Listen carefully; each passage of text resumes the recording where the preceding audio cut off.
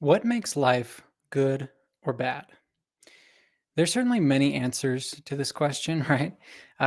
Each can come from a different angle. You could talk about morality, economics, politics, philosophy, and many other disciplines, right? They all have something important to say about this question, right? Um, Now, one of these disciplines is neuroscience, of course, especially the branch of neuroscience concerned with human emotions called affective neuroscience. So, viewed from the perspective of affective neuroscience, the answer to this question of what makes life good or bad is somewhat clear, pretty clear, right? Namely, it's the mechanisms that produce our fundamental experiences of pleasantness or unpleasantness. And maybe more broadly, the mechanisms involved in emotions. You could argue that emotions really provide so much meaning and maybe all meaning in life. Of course, I'm not discarding the answers from other fields like moral philosophy or economics, and they clearly have a lot to say about what we ought to find pleasant versus unpleasant, or the conditions under which that kind of goodness is likely to be maximized. So here I'm just talking about the brain processes underpinning your basic experience of feeling good or feeling bad, right? We'll get to this, something called valence, right? But regardless of the moral connotations associated with those terms, this is really what I'm talking about here, these mechanisms. So in this video, I'm going to discuss a really fascinating paper, a review paper that was published in this year in February 2024 about the neuroscience of bodily and emotional feelings. And I wanted to clarify why I think this is such an important topic, right? That's why I started out with that question. So this paper is called The Neurobiology of Interoception and Affect. It's by Mallory J. Feldman, Eliza Bliss-Moreau, and Kristen Lindquist. And it's published in the journal Trends in Cognitive Sciences. So again, 2024, Feldman and colleagues. I'll be referring to it as Feldman and colleagues throughout this video. Now, I want to just say at the outset and emphasize that this is an incredibly interesting, rich, and well-written paper, and that my discussion of it should not be confused with any kind of comprehensive summary. Rather, the aim in this video is to give you some of the key concepts from it and explain why the ideas that are presented are so interesting and important.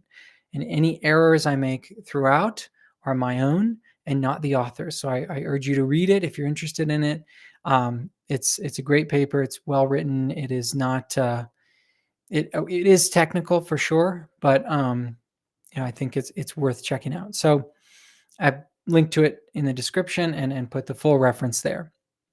So what is interoception? What is affect? What is emotion? These are key terms for what we're going to be talking about and throughout the paper that we're talking about. So the first thing is to understand the meaning of those words, interoception and affect, especially.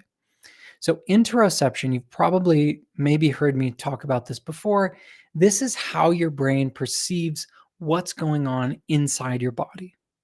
So interoception is about how our brains and our bodies interact to produce bodily feelings, like the feeling of your heart beating, your lungs breathing, your digestive system acting up, and so on. So we can talk about this as the sensory and perceptual faculties that relate to the internal sense of your body, the internal state of your body.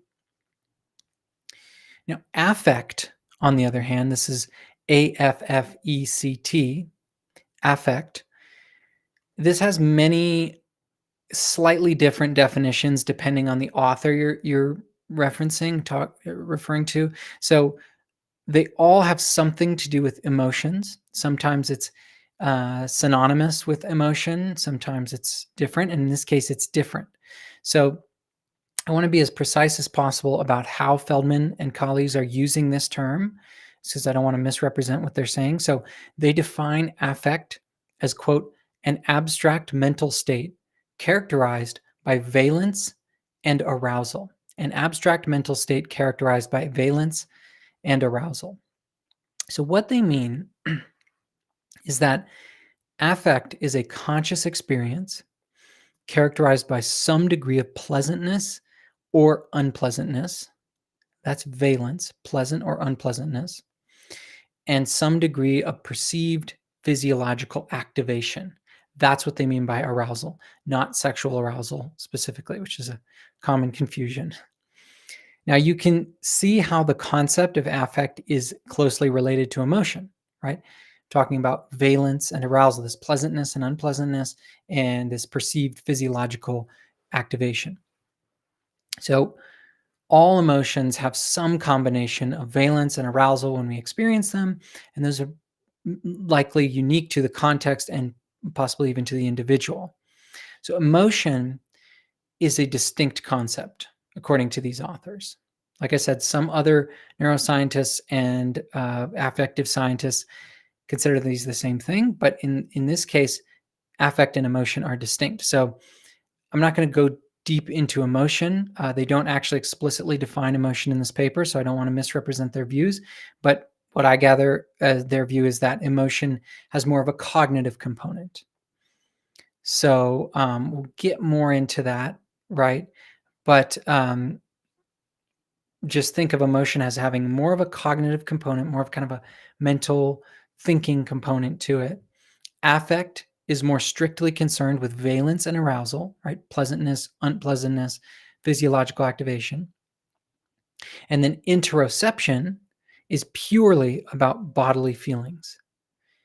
It is a mode of perception. It's your brain's perceptual sensory faculties devoted to sort of the internal state of your body. I'm going to get deeper into that in just a second. So just try to keep these concepts, affect, interoception, and emotion, separate in your mind.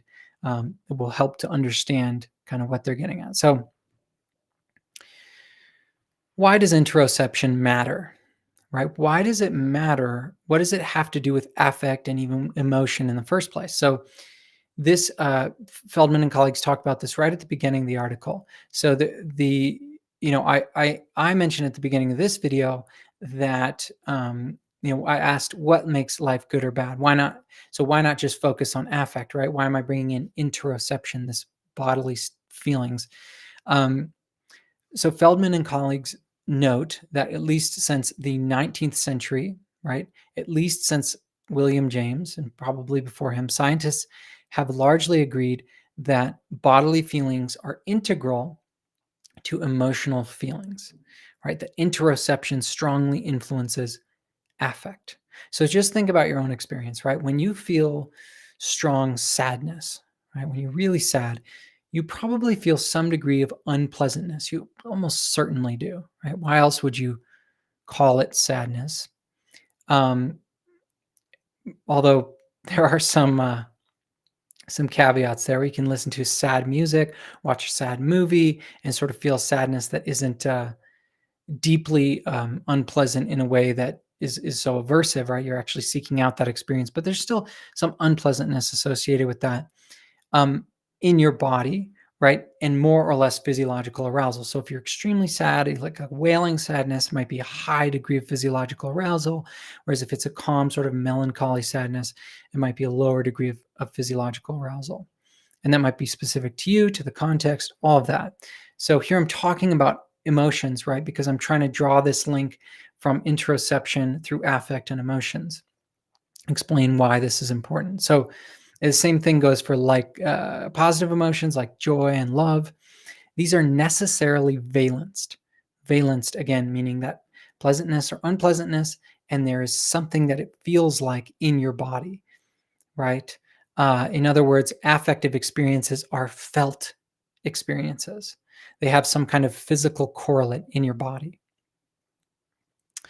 Okay, so obvious, this might even appear obvious, right? Feldman and colleagues explain, though, that this idea has not been fully fleshed out in terms of neurobiological mechanisms. So, as we'll get to, the neuroscience of interoception is pretty well fleshed out, not as well as, say, vision or hearing, some of these other perceptual faculties, but it is really pretty well characterized. Whereas affect, what's going on with valence, what's going on with arousal, what's going on with this more emotional type of concept, that has not been fleshed out quite as much in terms of the neurobiological mechanisms. However, that's really what this paper is about, is suggestion, sort of a trying to show those neurobiological mechanisms, to explain what's going on here, to suggest a mechanism that relates interoception to affect.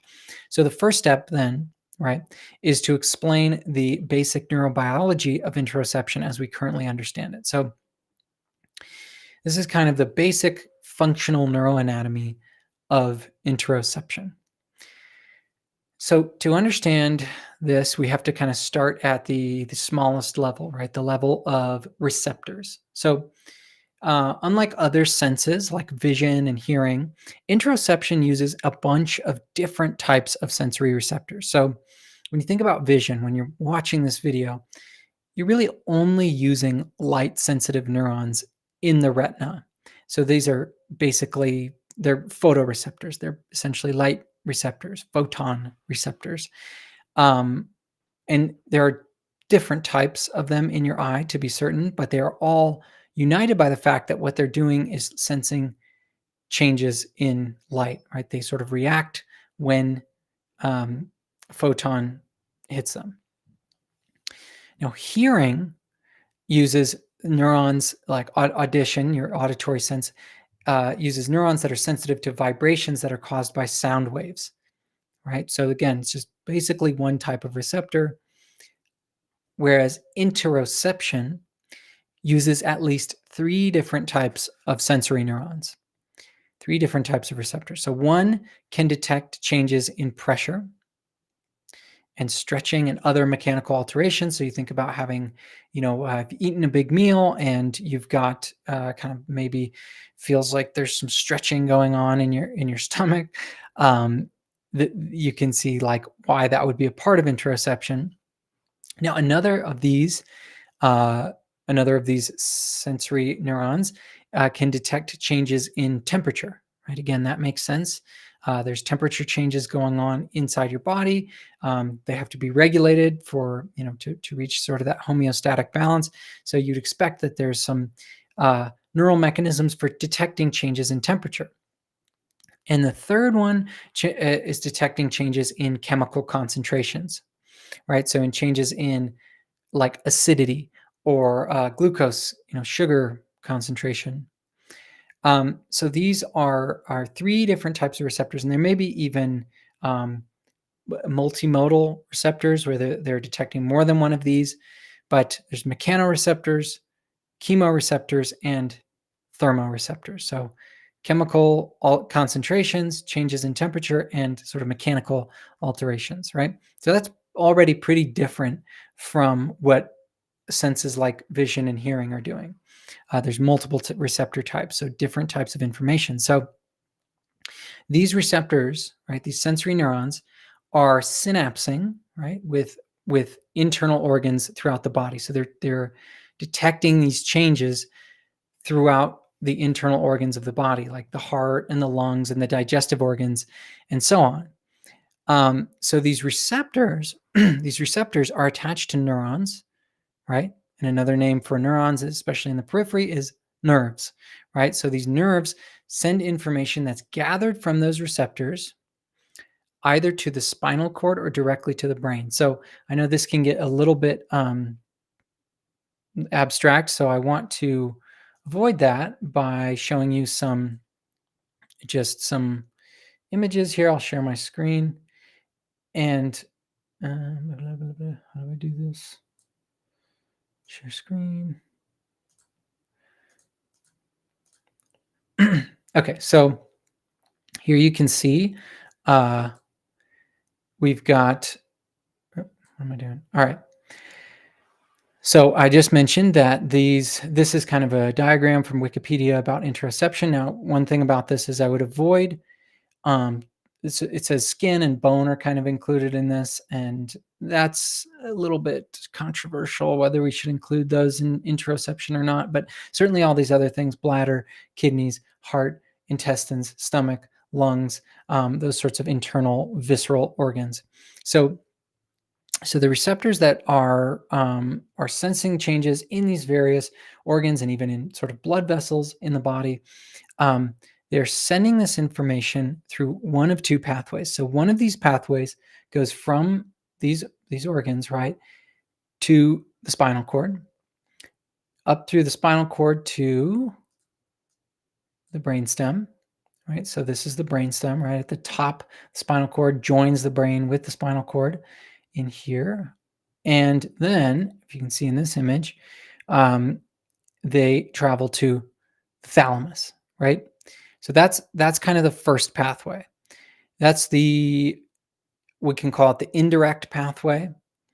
And then the second major pathway goes directly from these organs to the thalamus, basically through a couple different pathways. One is the vagus nerve, which you may have heard of, and that goes kind of directly to,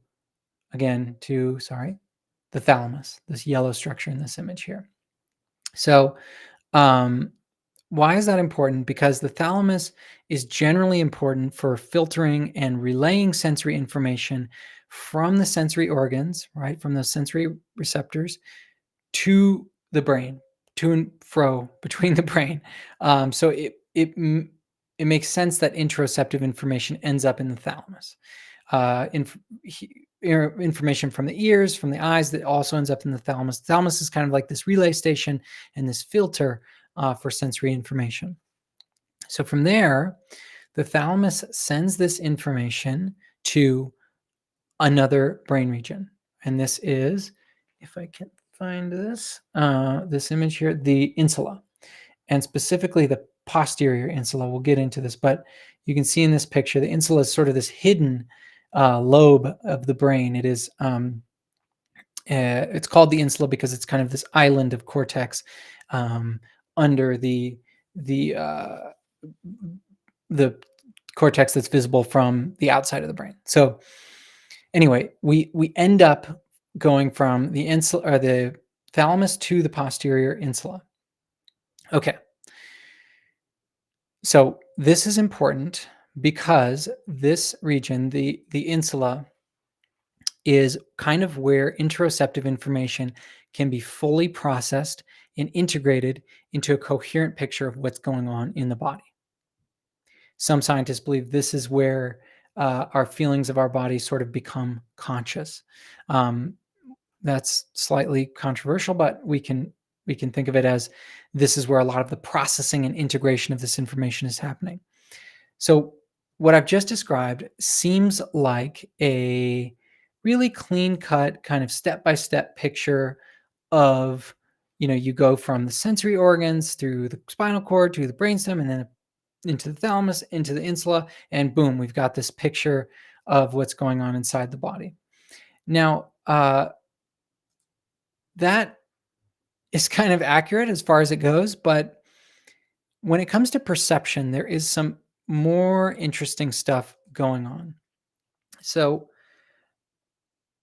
we have to kind of take a step back and think about perception more broadly and how the brain's actually accomplishing this, because it's a little bit more complicated than I've just let on. So this brings us to predictive processing, which is a theory of perception. So in the neuroscience of perception is becoming increasingly accepted and mainstream that this theory called predictive processing is really how the brain is perceiving the world, including the world pertains to the inside of your body. So I don't want to bog us down with too much jargon. I've already kind of done that with the neuroanatomy. So I'll just explain it in really simplified terms. Predictive processing is the idea that the brain is generating a model of the outside world and then using information coming from the senses to correct that model. I just want to pause here just to, again, give credit to Feldman and colleagues. That paper that we're talking about, a lot of this information is coming from that paper, as well as some other general sources, but just want to continue to credit them throughout this. Okay, so anyway, predictive processing is the idea that the brain is generating a model of the outside world then using information that's coming from the senses to correct that model. Now, what is interesting about this is that it implies that the brain is really only using sensory information to confirm its prediction about what the outside world looks like and to correct any errors in that prediction. So there's the difference between that prediction and the actual sensory data is called a prediction error. And I'm mentioning that because you probably come across that if you ever look into predictive processing.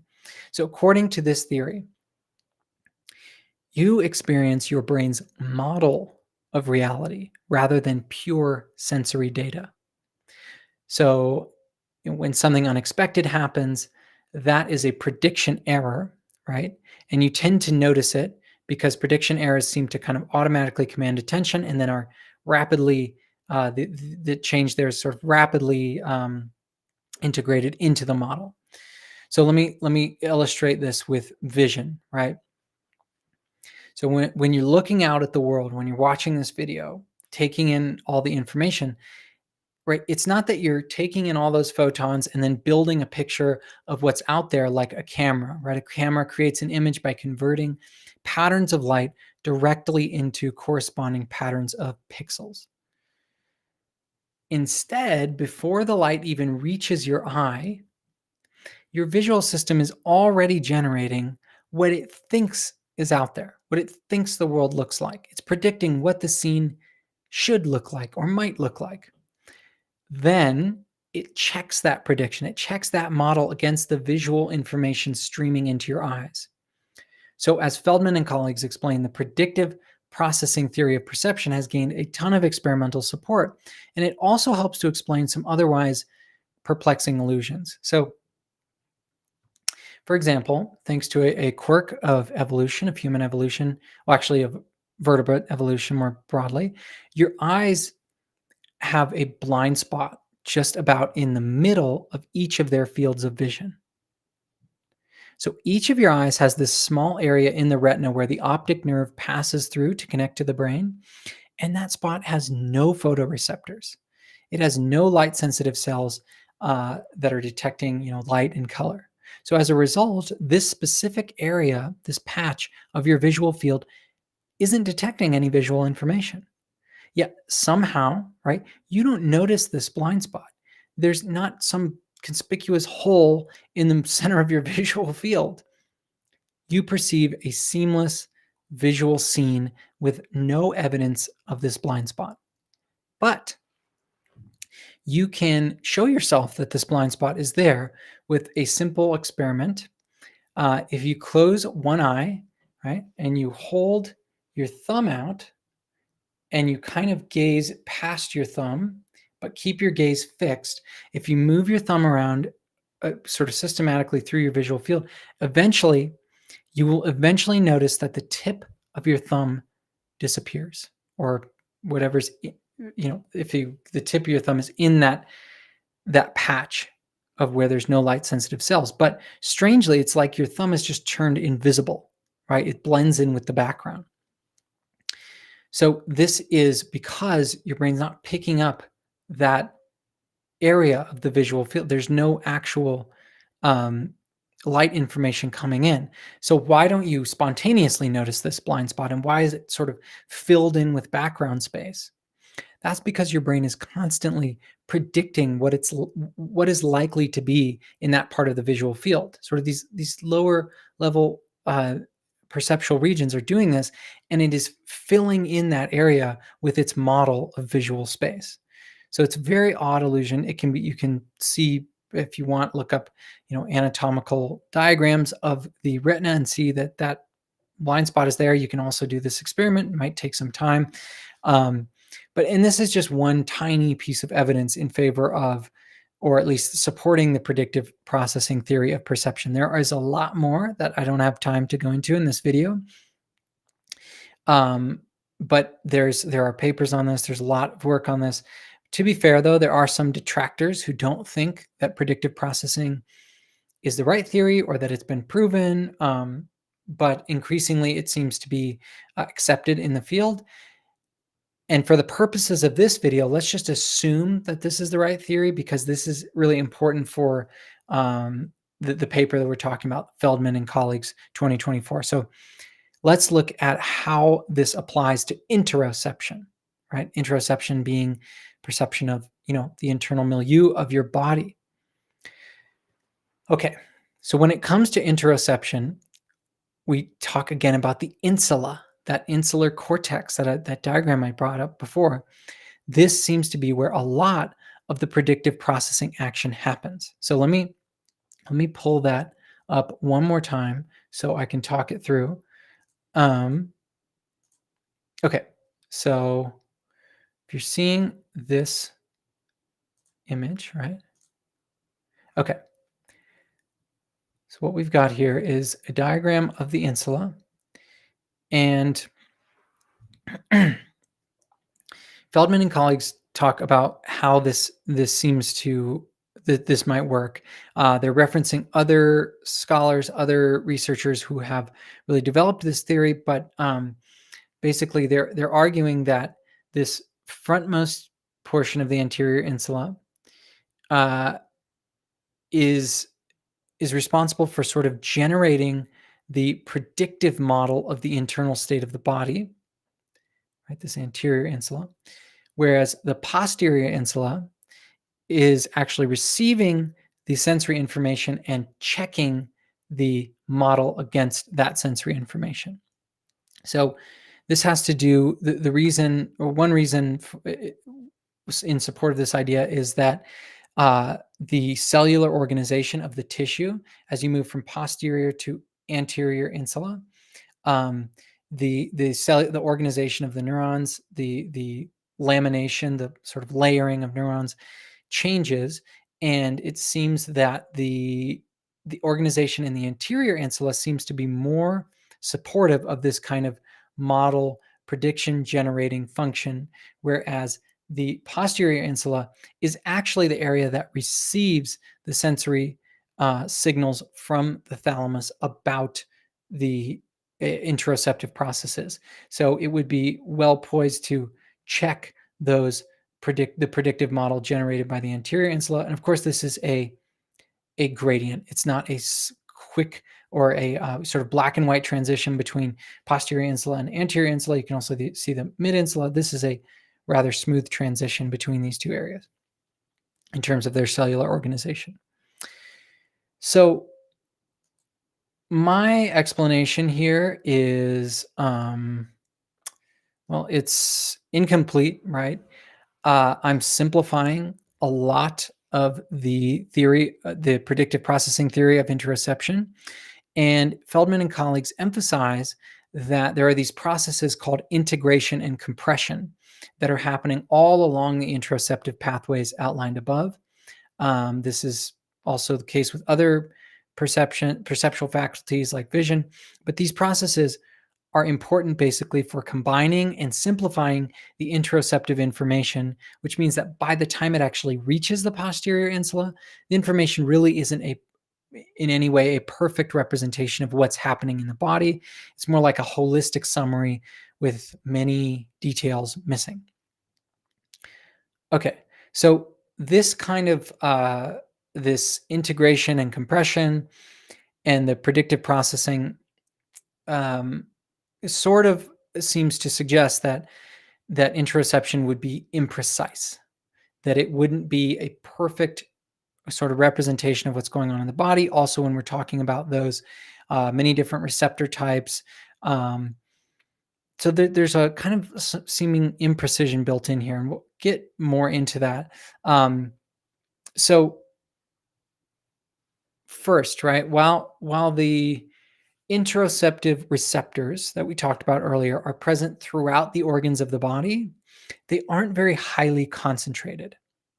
So if you look at an organ like the heart, there aren't that very many receptors on it. That's kind of a way to think about this. So to quote Feldman and colleagues, they say, quote, interoceptive sensory cells are broadly distributed and sparsely concentrated, end quote. Broadly distributed, sparsely concentrated. So that they suggest this helps explain why it's difficult to localize interoceptive sensations precisely. So, like when you have a stomach ache, right? You probably typically don't feel it as a single point of pain that's localized to a specific patch of tissue on a specific organ, right? That's different than like your skin. You can point specifically to where on your skin it hurts. It's harder to do that with purely kind of interoceptive pain, interoceptive sensations. You probably feel it more like a diffuse sensation, especially if it's sort of resulting from indigestion, rather than maybe like if you were actually having some kind of specific problem with like a kidney or your appendix or something. It might be a little bit more localized, easier to point to. But in general, there's this sort of diffuse nature of interoception. And as the authors note, that also seems to apply to affective feelings, right? So they write, quote, affect too seems to not be localized to a spot in the body, even if affective experiences are experienced as having inherently bodily qualities, end quote. So if you feel ecstatic, right, super excited because you just won the lottery, that experience probably includes some kind of bodily feeling to it, some pleasantness, right? But it would be hard to say exactly where it is.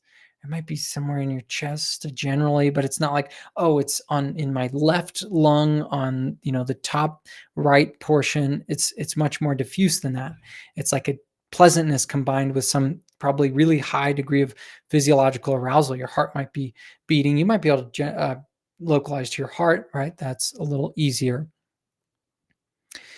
So this is just highlighting this imprecision, right? And sort of talking about some of the what might be the neuroanatomical correlates of why it is an imprecise sense generally.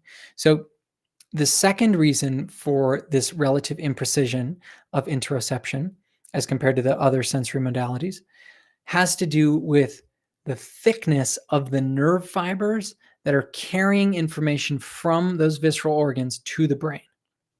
So, in general, Feldman and colleagues explain that these fibers are very thin. So, thinner fibers have the advantage of being more energy efficient compared to thicker fibers, but they transmit information more slowly and they're more prone to picking up noise. So, they're less metabolically expensive, but they are also slower and have a lower signal to noise ratio. So, for these and a couple other reasons I'll discuss in just a second, Feldman and colleagues argue that interoception may rely less on sensory data and more on the predictive models generated by the anterior insula. So, uh, another reason for this is that in general, the processes going on inside the body are inherently more predictable than what's going on outside the body, right? That makes sense. For example, your heartbeat, your breathing rate, this is typically within a certain predictable range, and indeed it is partly controlled by the brain. And digestion occurs in pretty much the same way, with minor differences depending on what you've eaten. And physiological changes due to circadian cycles, hormone cycles, they happen like clockwork. So there's a lot more predictability sort of built into physiological processes when we're talking about interoception compared to other perceptual faculties. So none of this though should be taken as that like unexpected things can't happen in your body. That would be pretty crazy to suggest. The point is just that the brain's predictions of interoceptive phenomena may not need to rely quite so heavily on sensory data. Okay, so Feldman and colleagues argue that this imprecision, this spatiotemporal imprecision, and high predictability of interoception may result in interoceptive experience often, quote, fading into the background of conscious awareness, end quote. So think about this. In general, it's only when you direct your attention to your body, either through conscious choice or because you're suddenly feeling an intense sensation in your body, that you actually notice how your body feels. You're not walking around constantly thinking about it unless perhaps you have some condition or you're sick in some way. or maybe you're really nervous about an upcoming meeting, like I might have been earlier today. um, but if you compare that to vision, right?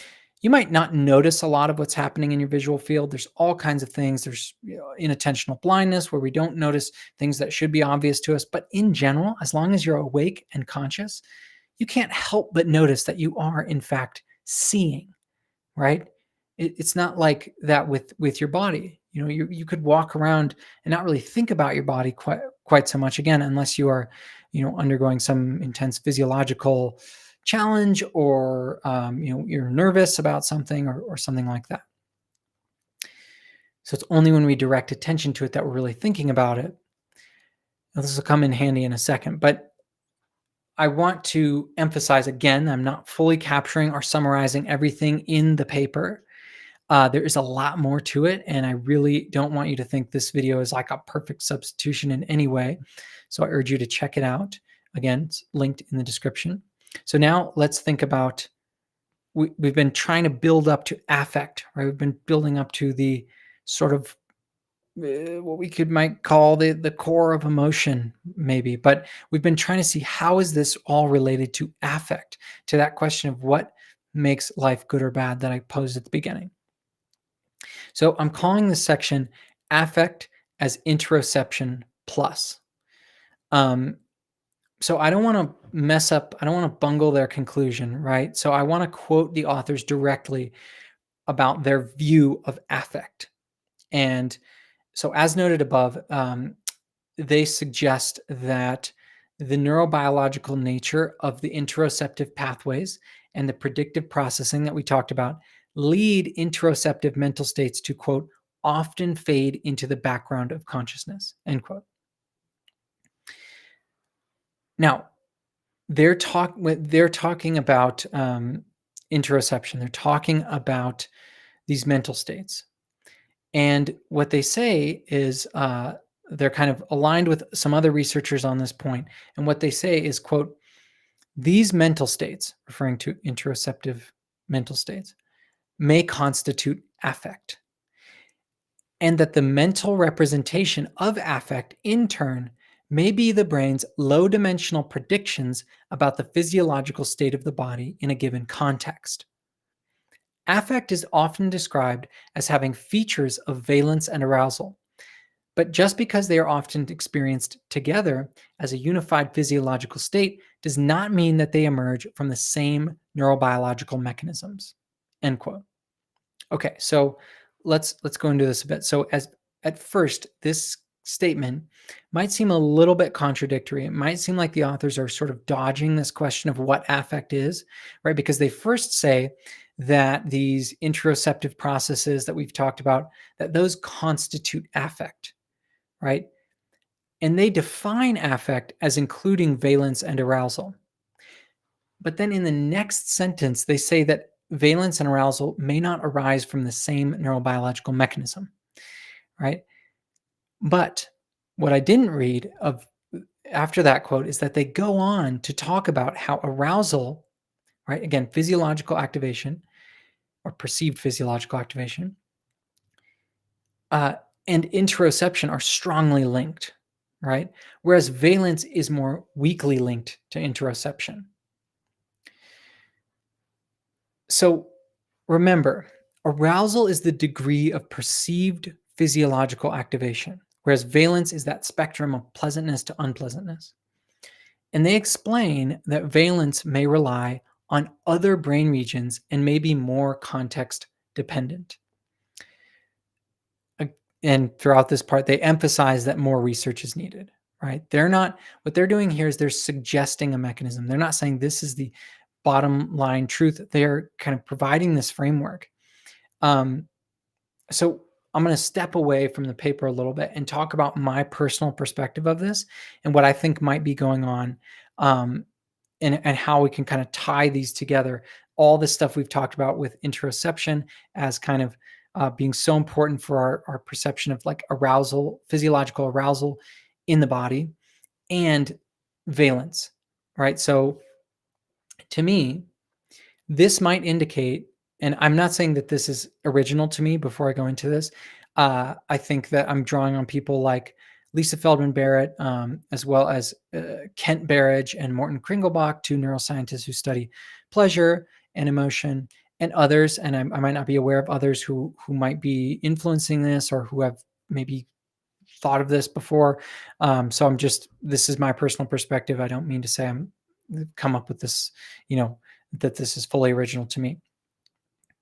So to me, this might indicate that valence is like a label applied to interoceptive experiences by a separate brain process. So what I mean by that is, if you think about color vision, if you think about color, it's not an inherent property of light, right? It is a kind of label that our brains apply to particular wavelengths of light.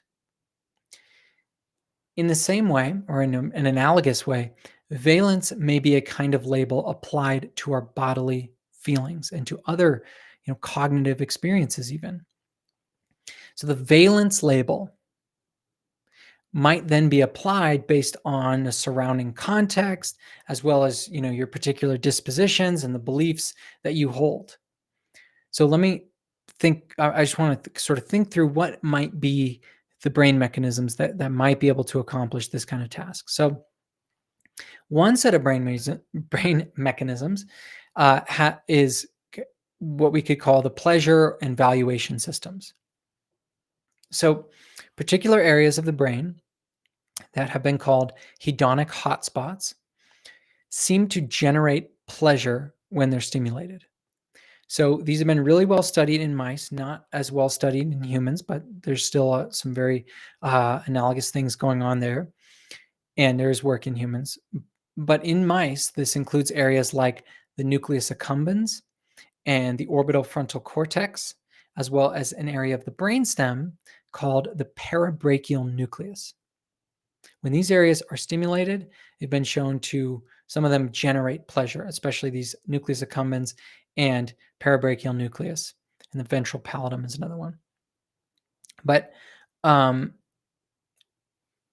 what's intriguing about this to me, especially, is that the parabrachial nucleus, right? It's this nucleus of neurons that's in the brainstem, is a key region for integrating interoceptive information.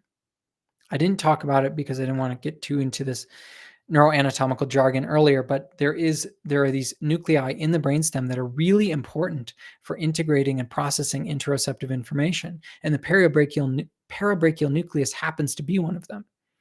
So is that a coincidence? Maybe, but maybe it has something to do with our, pleasantness and unpleasantness that we experience along with bodily feelings.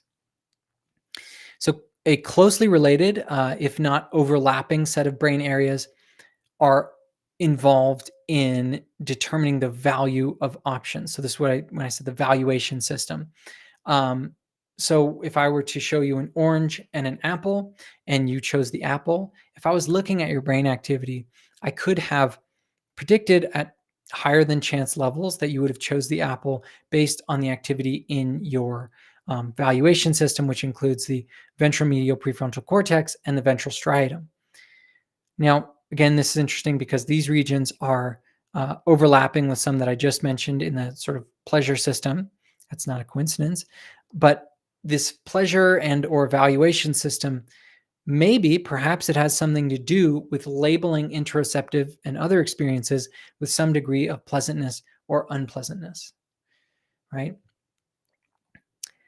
So that's kind of my idea with this valence label, right? Again, probably not original to me. Now, on the other hand, arousal, right? This physiological activation, again, not sexual arousal specifically. This might at first, when we talk about this term arousal, it might seem like too blunt a term to apply to kind of the rich tapestry of interoceptive perception. After all, we talked about all these different receptor types, thermoreceptors, chemoreceptors, mechanoreceptors. How could you kind of reduce it all to just whether there's physiological activation or not in a given area of your internal body? But if you think about your experience, this does seem to capture, at least for me. Right? So when we feel sensations in our bodies, particular a particular area of our body, it kind of seems like it's either active or inactive, right? Aroused or quiescent, especially if you can sort of filter out that valence, right? The unpleasantness or the pleasantness. If you think about, for example, what anxiety feels like in your chest or in your stomach, it's kind of like it's just active. There's just something going on there, right? It's not necessarily like, oh, it feels really warm or really, like it's stretching out or something, at least to me, and this may be more specific to me, but it does seem like there's this either on or off state or sort of a spectrum between those two. Now, if the brain applies these valence labels, the valence label, the pleasantness or unpleasantness to these experiences, this would kind of seem to explain the whole gamut of affective experiences, at least as they relate to the body. Again, let me emphasize that these views about the valence label and the pleasure and valuation system, these are my own, maybe not original to me, I'm not sure. They don't have strong empirical support, at least connecting them to the framework outlined by Feldman and colleagues. So if they turn out to be wrong, do not attribute them to the paper I'm discussing. Blame me, right? Okay, so I know there was a ton of information in this video, so let me just briefly summarize the main points. So we discussed this paper, The Neurobiology of Interoception and Affect by Feldman, Bliss-Moreau, and Lindquist from 2024. It's highlighting key concepts like interoception, right? Interoception refers to the sensory and perceptual faculties relating to the internal state of the body. Affect is this conscious experience characterized by valence and arousal. Emotion involves a more cognitive component than affect, at least as defined by Feldman and colleagues. Bodily feelings, right, strongly influence emotional feelings. That's why we're talking about this. And so emotions always have this kind of physical correlate in the body. We talked about the neurobiology of interoception. So we talked about how different types of sensory receptors for pressure, temperature, and chemical changes are used by this system, and the information sort of travels from those visceral organs to the thalamus and then to the insula. We discussed predictive processing, right? That the brain generates a model of the outside world and then uses sensory data to correct it. If you think about interoception in light of the predictive processing theory, the idea is that the anterior insula generates predictions and the posterior insula checks them against sensory data. When we're talking about the sort of imprecise nature of interoception, we could sort of explain this in a multitude of ways. One is that interoceptive receptors are broadly distributed, but sparsely concentrated, as they put it. And nerve fibers, the nerve fibers carrying that information are thin, so that transmits information slowly and with more noise than other perceptual sensory domains. So interoceptive experiences often seem to fade into the background of consciousness, possibly due to their greater predictability and this imprecision. Now, interoceptive states might make up affective states, with arousal and interoception being strongly linked, while valence is more context dependent and weakly linked. My interpretation, right, that I was just talking about, that valence might be a label applied to separate brain processes, possibly involving pleasure and the valuation systems. So again, more research is needed to fully understand the neurobiological mechanisms of affect and even of interoception. But this paper does emphasize the complexity and the importance of studying this topic. So that's pretty much it for the discussion of the paper. Now, I just want to say, if you're watching this video, know that it was originally available as a live stream to patrons who are at the $4.99 level or higher. And I just want to ask that if you get anything out of this channel, please consider becoming a member of the Patreon. I really do depend on viewers for the money to keep this thing going, to keep the lights on. And I'm so appreciative of you watching this and just checking it out in general. All of that is wonderful. But if you do want to contribute more and help me continue to create these videos, go to patreon.com/sense of mind. You can find the link in the description here. You will also get, so in addition to getting access to live streams like this, you'll also get a written essay version of every single explainer video and live stream. And so those are available for patrons at that $4.99 tier or higher. And also there's some exclusive content, some exclusive videos that aren't available to the public there as well. And I'll be making more of those in the future. So anyway, check that out, please. Patreon.com/sense of mind.